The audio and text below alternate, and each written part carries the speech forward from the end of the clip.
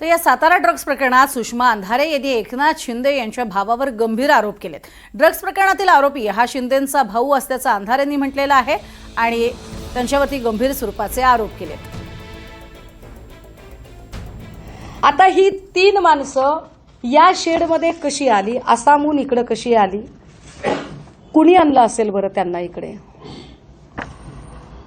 ह्या सगळ्यांची उत्तरं शोधली पाहिजेत कुणीतरी। 45 किलो ड्रग्ज नुसतं तिथे सापडलं म्हणजे खूप सारे ड्रग्ज असेल, कुणी आणलं त्यांना?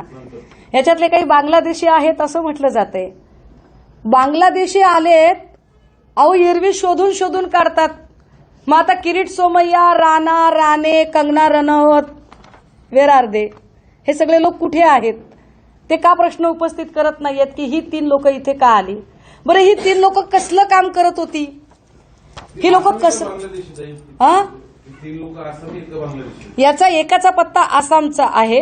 काल हर्षवर्धनजी सपकाळ साहेब यांनी असं म्हटलंय की हे बांगलादेशी आहेत।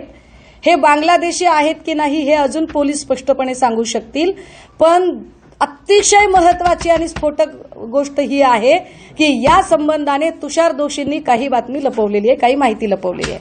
माहिती काय लपवली आहे तुषार दोशींनी? तुषार दोशींनी ही माहिती लपवली की प्रकाश शिंदे नेमका कोण आहे। तर प्रकाश शिंदेंचा संबंध काय?